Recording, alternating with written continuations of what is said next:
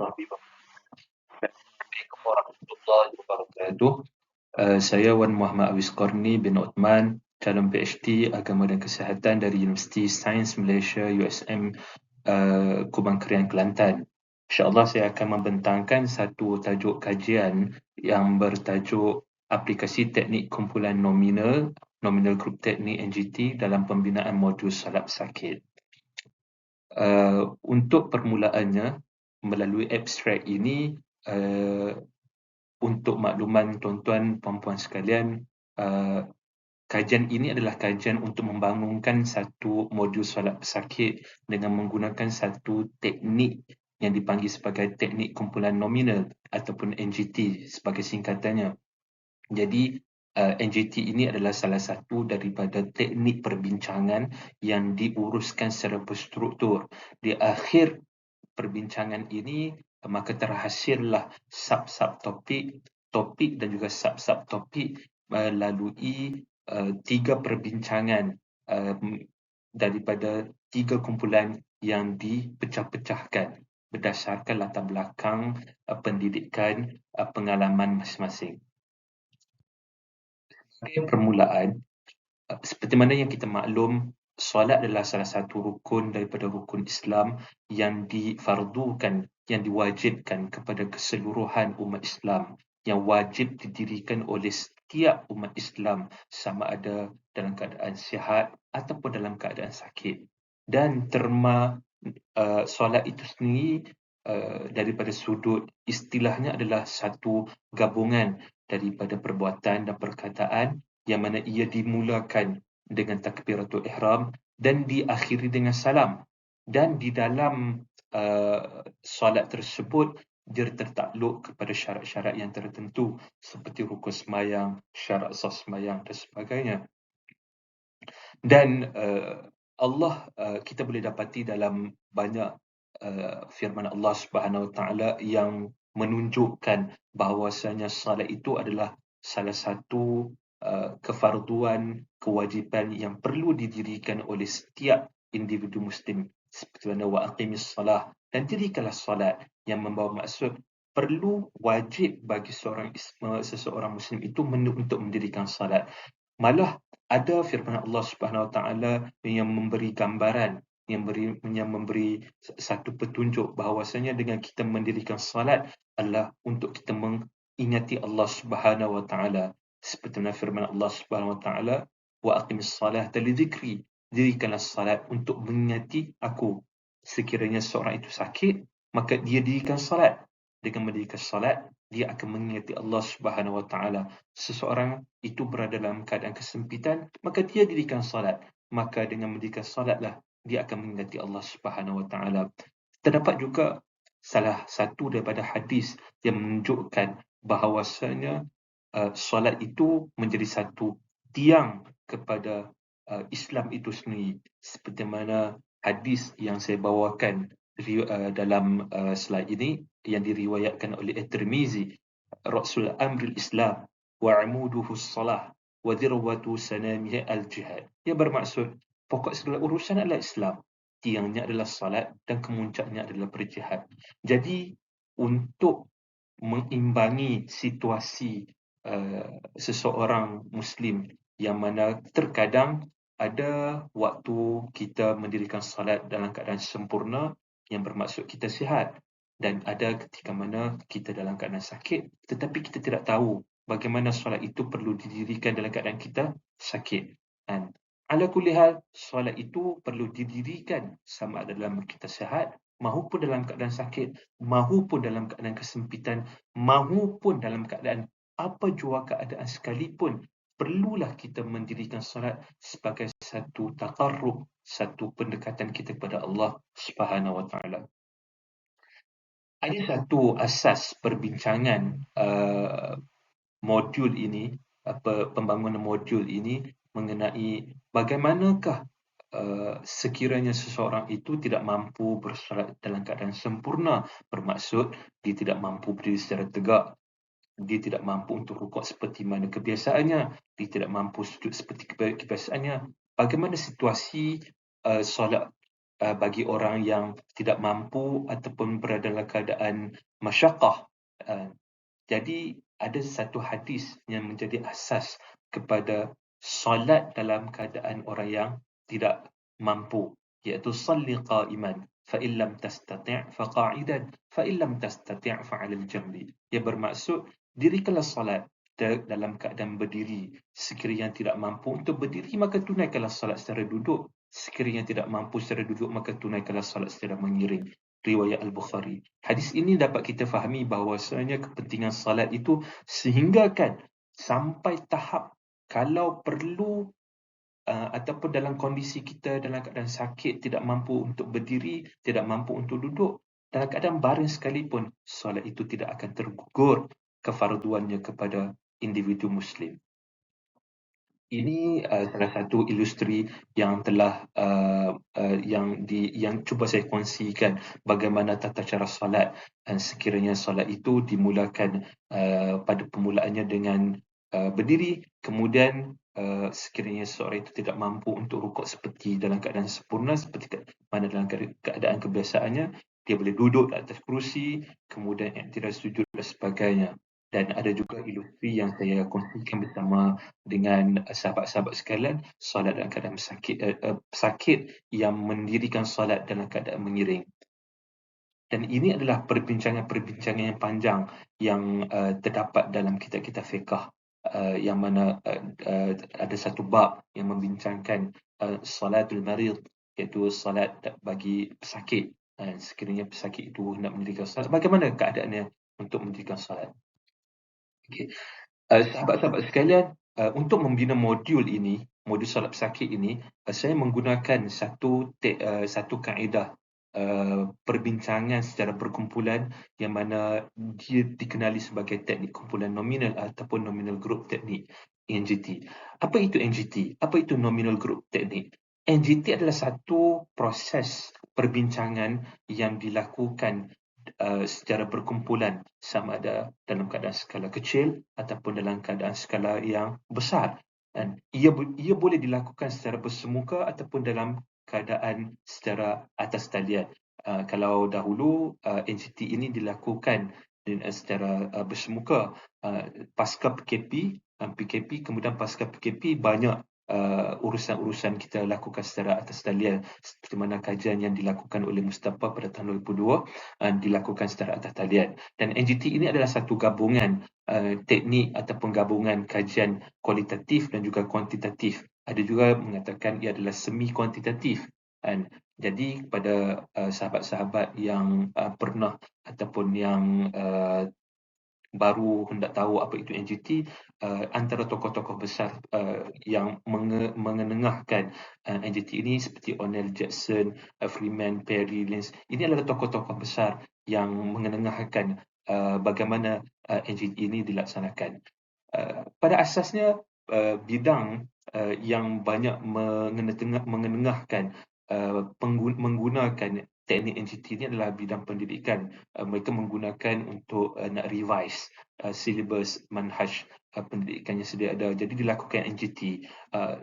Dalam bidang perubatan pun digunakan teknik ini. Bagaimana sekiranya duduk bersama-sama para perawat, doktor-doktor perubatan, maka mereka berkongsi idea, bertukar pandangan, dan di akhir perbincangan tersebut maka hasillah satu dapatan, satu konsensus kebersamaan di antara perbincangan yang dijalankan. Okey, untuk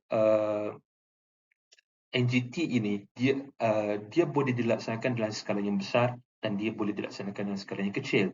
Dan ada kajian seperti mana kajian yang dibuat oleh Lomax pada tahun 1984 pernah dibuat sehinggakan mencapai seramai 122 orang peserta. Ini adalah salah satu kajian yang menggunakan peserta yang cukup ramai. Pada masa yang sama, saya kongsikan bersama dengan sahabat-sahabat sekalian, peserta NGT juga boleh dilaksanakan dengan skala yang kecil. Namun, asasnya NGT ini dilaksanakan adalah kita perlu melihat latar belakang pendidikan, latar belakang pengalaman.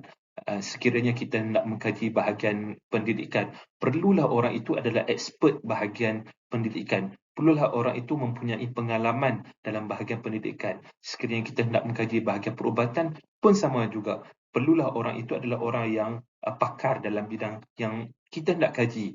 Jadi NGT ini dia seolah-olah kita menggabungkan satu gabungan pakar ataupun gabungan orang-orang yang berkepentingan, hatta orang awam sekalipun kan. Tapi orang awam sekalipun kita tarik untuk menjadi peserta kajian, mereka juga mempunyai kepakaran ataupun mereka juga mempunyai pengalaman di atas kajian yang ingin kita kaji. Okey, asas prosedur NGT ini ada 5 prosedur. Yang pertama, perlulah seorang pengkaji tersebut pada awalnya dia menerangkan latar belakang kajian secara jelas kepada peserta kajian. Kemudian diikuti selepas dia menerangkan latar belakang kajian kepada peserta kajian akan mencatat idea, apakah idea yang ingin dikemukakan. Tempoh ini mungkin sekitar dalam keadaan 5 ke 10 minit. Kemudian dia pergi ke langkah yang ketiga, iaitu peserta akan berkongsi idea terhadap apa yang mereka terhadap idea yang telah mereka catatkan tanpa dihuraikan.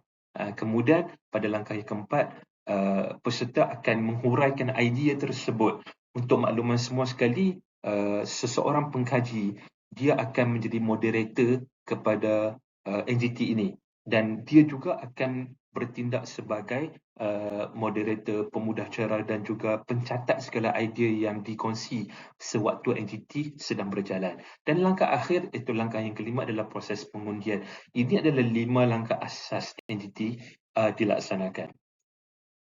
Bagi modul solat pesakit yang saya ingin bangunkan ini, yang sedang yang menggunakan teknik NGT ini, antara langkah-langkah yang diambil dalam kajian ini dengan menggunakan NGT, ini sebagai satu perkongsian. Langkah pertama, perlulah kita memilih peserta kajian. Peserta kajian untuk kajian ini saya bahagikan kepada 3 sektor.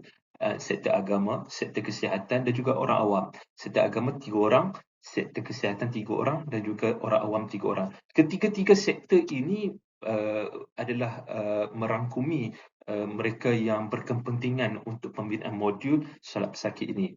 Jadi langkah yang kedua, kita akan menjemput jemputan rasmi akan dikemukakan dan mereka akan reply, memberi jawapan sekiranya mereka bersetuju untuk menyertai NGT ini. Kemudian kita akan memaklumkan kepada mereka tarikh, masa dan bagaimana NGT itu dilaksanakan. Untuk makluman semua sekali, NGT bagi kajian saya ini dilaksanakan dengan secara atas talian. Jadi sebelum NGT dilaksanakan, saya akan membuat satu draft modul cadangan untuk diserahkan terlebih dahulu kepada peserta NGT untuk mereka teliti terlebih dahulu.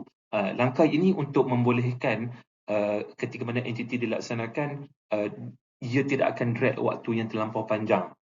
Untuk makluman sahabat-sahabat sekalian, tempoh NGT ini tempoh cadangan NGT berjalan yang dicadangkan dalam siri-siri kajian-kajian yang lepas adalah sekitar 2 jam. Jadi sekiranya kita tidak memudah carakan peserta-peserta NGT, kemungkinan besar dia akan lajak kepada 3 ke 4 jam. Jadi untuk kajian saya ini, saya telah memberi satu draft modul cadangan kepada peserta kajian untuk memudahkan mereka mengetahui terlebih dahulu apakah latar belakang dan apakah idea yang ingin dikemukakan ketika mana NGT dilaksanakan. Seterusnya NGT akan dilaksanakan.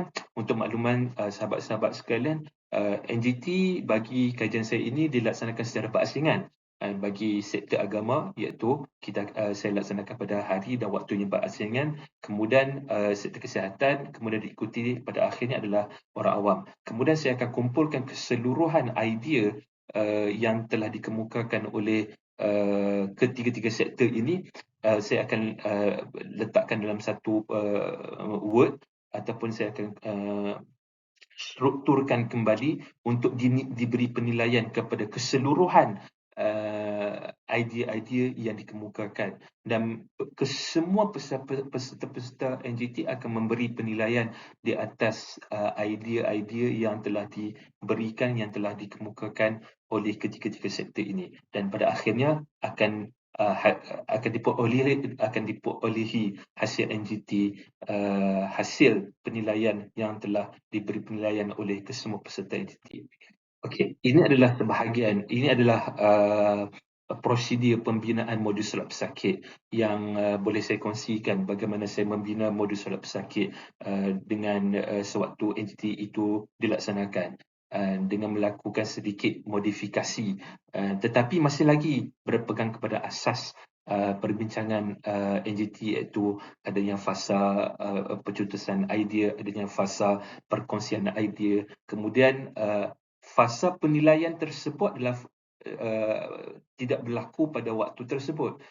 Fasa penilaian setelah saya gabungkan kumpulan pertama, hasil pada konsensus kumpulan pertama, hasil konsensus kumpulan kedua, hasil konsensus kumpulan ketiga, saya gabungkan keseluruhannya, kemudian barulah saya akan memberi semula kepada keseluruhan peserta NGT untuk diberi penilaian.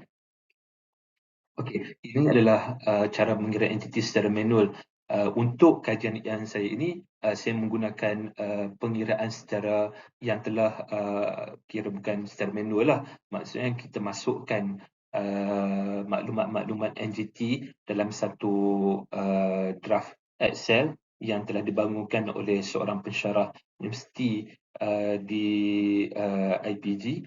Kemudian dia akan hasillah satu dapatan data seperti begini. Hasil kajian saya dia akan contohnya seperti mana hasil kajian yang saya kemukakan ini, pada mana kita ada topik pengenalan solat, bersuci, solat bagi pesakit dan hukum hakam. Ini adalah isi kandungan. Kemudian diikuti dengan penilaian oleh peserta pertama sehingga peserta yang ke-12.